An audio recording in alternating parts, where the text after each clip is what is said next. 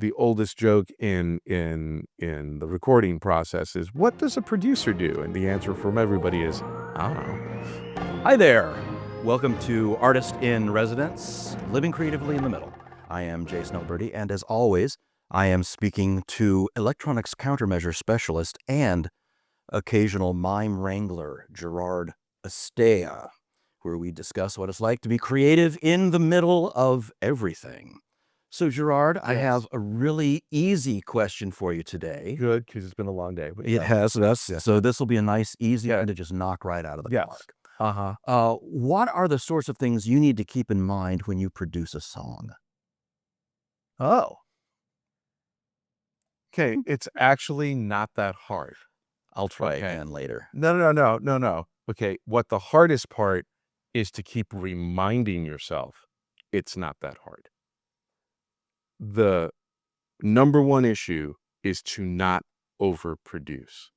The number one issue is to let it be what it should be, what the artistic integrity of it is.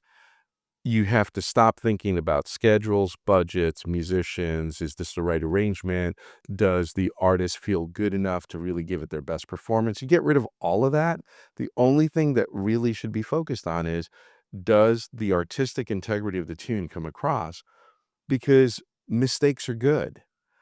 Being imperfect is good.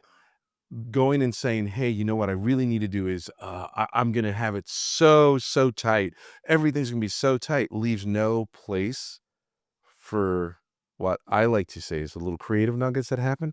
So I think the thing that you have to keep in mind the most, if I'm remembering the question correctly, is that it isn't supposed to be perfect, but it's supposed to be really true. So intent has to be there.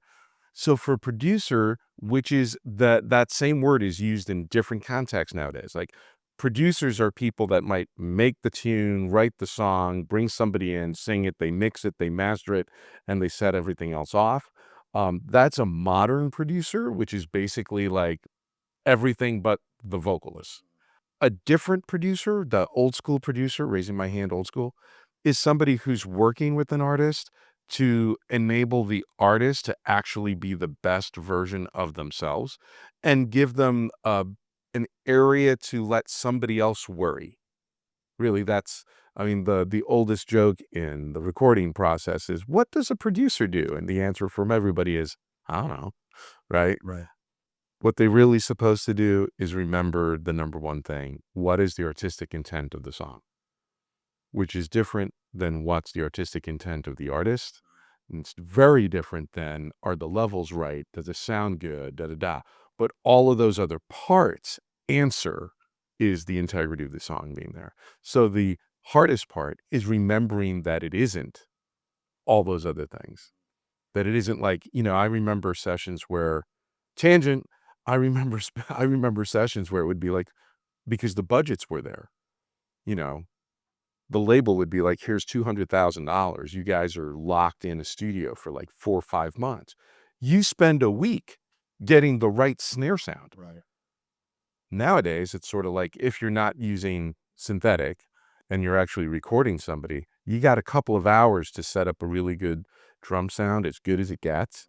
And you have to go, that's cool, because we have a total of 10 hours to record these 3 songs or whatever it is, Right. because of budget. Because a lot of independent artists, a lot of artists are independent. They're independently funding it.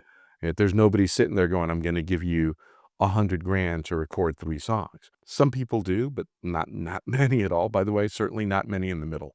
So the hard part is to remember that while all those things, is the arrangement good? Does it sound right? Is it feeling? All of those things are important, but nothing more important than going, did I just take a tune that was a very simple lullaby and turn it into, I don't get it? Did I take a tune that was supposed to be like, it's a dance thing, just the lyrics don't need to say anything besides ooh baby ooh, and did I try to make it like Faust? It's like, what, because of the I can Right. doesn't mean you should. Yeah. So that's the hardest thing, but it's the easiest thing to remember when you're not in it. It's the hardest thing to remember when you're in a session. as I understand it, this is the same with painters and almost all creatives. Yeah. How is it that where you can go, okay, if I go any further, it's going to be overproduced? Oh, that's really hard, but that's why you want a producer in the room. Mm-hmm. For an artist, they come in 3 flavors, basically. So it's like, you have the triumvirate of ice cream. You got vanilla, strawberry, and chocolate, if you ever call it that, or whatever. Or if you're cooking, that would be celery, carrots, and onions. Lovely. Sure. Right? Mm-hmm. But you have the artist who needs to, like, I need to be there for everything. You have the artist who's like, I don't want to hear my own voice.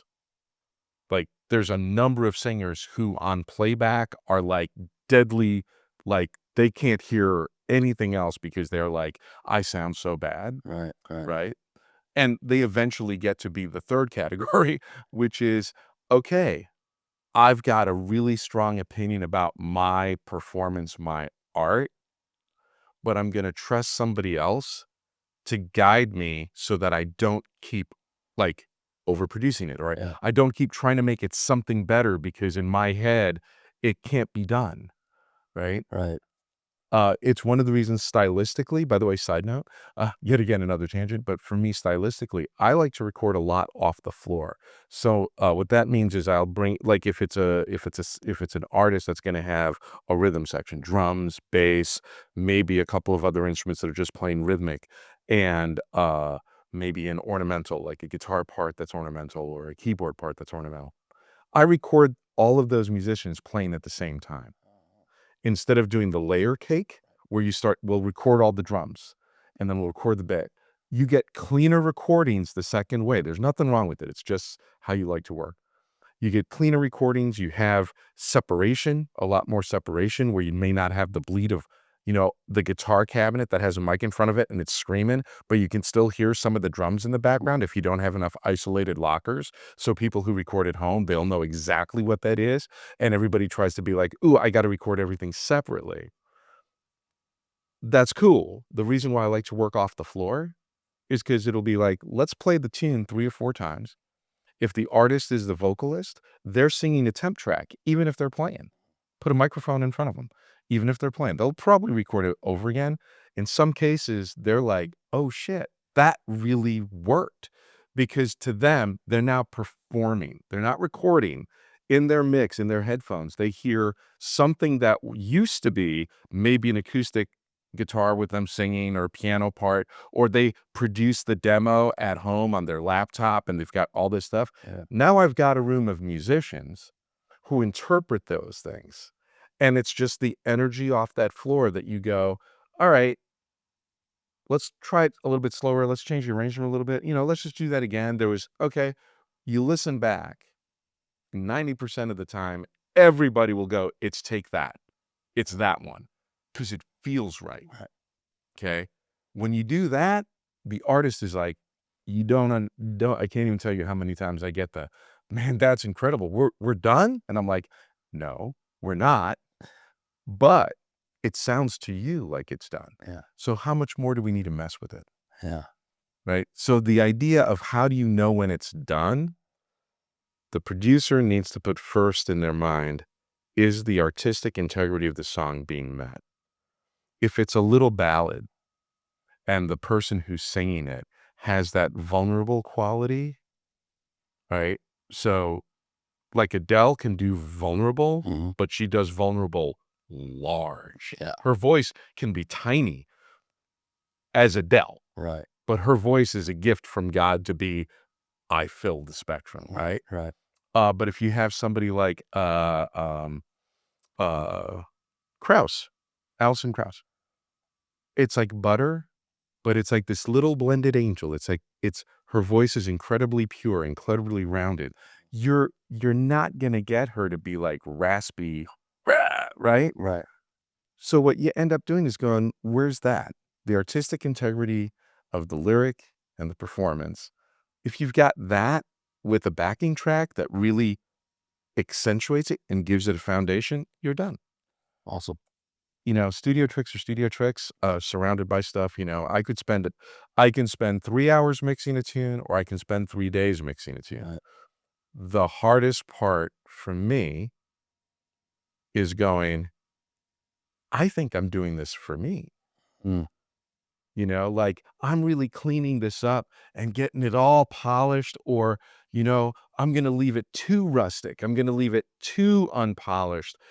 And then the audience, when they hear them perform live, goes, wow, they feel a little bit more the just integrity of it. So the hardest part for me is going, as a producer who a lot of times ends up mixing projects, and I mix projects for other producers, is going, am I doing this for me? Am I listening to it going, you know what, if I just did a couple more things right here and right here, that's Grammy, or at the very least, it might make it to like where somebody hears it more than once. Right. That's when you got to go, no, it's supposed to be a dance tune. No, it's supposed to be a fragile ballad. No, it's a power ballad. No, you know what? It's a song of hope. Is it feeling hopeful? Did I do it wrong where it sounds really musical, but it's not hopeful? Right. Yeah. That's the hard part. That's really cool stuff, and that's the kind of thing that I would love to be able to talk Yeah. forever about. Unfortunately, we are, of course, out of time for this segment. Thank you again for hanging out with us for Artist in Residence, Living Creatively in the Middle. If you have any questions, please do write them down in the comments down there somewhere, and hope to see you next time.